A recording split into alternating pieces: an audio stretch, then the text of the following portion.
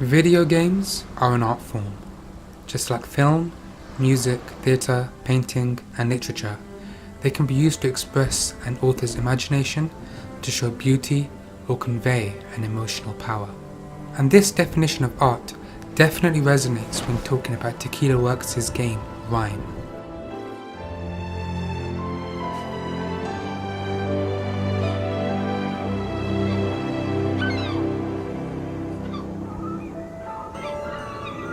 RiME was a puzzle platformer game released in 2017. When I had first seen the trailer for the game at E3, I was excited, mainly for the visual style and the soundtrack. However, months afterwards I had completely forgotten about the game until it was available as one of the free games on PS Plus. Naturally, I downloaded it straight away. I then went to look up some of the reviews and it had a great review score of 80 on Metacritic. When I started playing the game, I was immediately brought back to why I was interested in the game in the first place. The visuals and the audio just cooked up an amazing atmosphere in the game, one I knew I'd enjoy being in. And did I enjoy the game? Well, yes, I did, although it doesn't come without its flaws. But first, let's talk a bit more about the atmosphere. They were definitely going for a dreamy vibe in this game, and I think they really achieved that with the visuals and the audio. The game has a very light colour palette, even with the brightness way down. The colours of the game are very bright. The lighting makes it look a little watered down at times, but that kind of adds more to the setting and style that they've gone for. The lighting with the blue flames indoors and the glowing objects you'll find scattered throughout the game world add to the level of dreaminess. Pairing this with the sounds of the shore and the beautiful light piano accompaniment, it really adds to the beauty and makes the game world a relaxing and calming place to spend your time.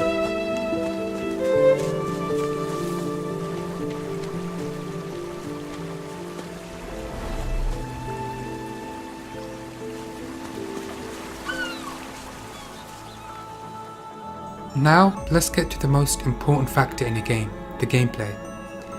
It is a puzzle platformer and the game consists of that. The platforming is fairly simple, but doesn't feel clunky.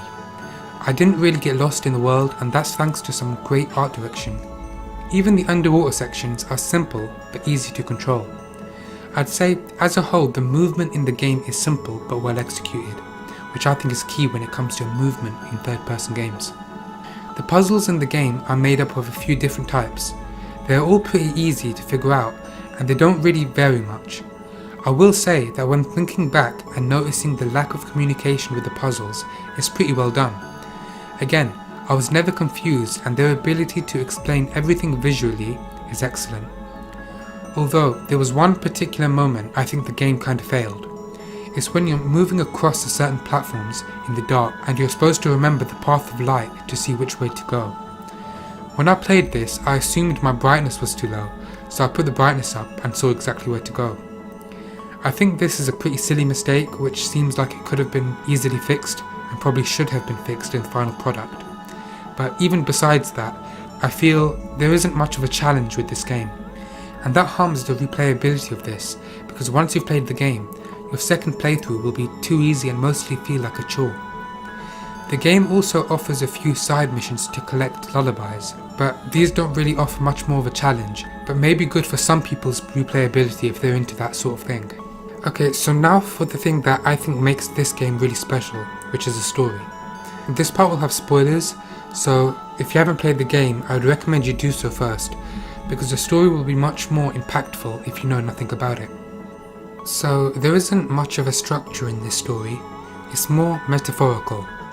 It will leave you trying to figure out what's going on and the meaning behind it while playing it. Although once you do figure it out, it's quite amazing. The theme of the game is death. The whole time the boy you play as has been dead, and we essentially play in an afterlife. You realise that every puzzle in the game ends up being about bringing something lifeless to life, from the fox to the giant stone creatures and even the basic stone structures you see around the world. It isn't done perfectly, and I think the hogs at the start of the game, they kind of confuse it and make it a little inconsistent with the whole death theme. And also, when thinking about it, if he's been dead the whole time, then why does he still die when underwater for too long or falling from heights? These are nitpicks, but I think the game could have benefited with more thought being put into this. It still doesn't take away from the ending though, because I think the message that was being told here was really well done. The final scene of the father letting go of his son's jacket was really touching, and the narrative really pays off here. It tells the story of a father letting go of his son through the perspective of the son coming to terms with his own death. I don't think it's an overly sophisticated story, but it's a simple one where the emotion behind it is still felt. It also caught me by surprise and left me with tears in my eyes in its final moments. The ending does more to make me want to replay the game than the gameplay, to see all the hints I missed that lead to the end. The story is where the true intentions of the game are felt, and everything else is just a vehicle to drive the story and message to the players' hearts. I really do feel this was an intimate personal story the developers wanted to express, and they did it well. It achieves what they were going for, and although it does have its flaws and definitely won't be for everyone, for a few it might be something truly special.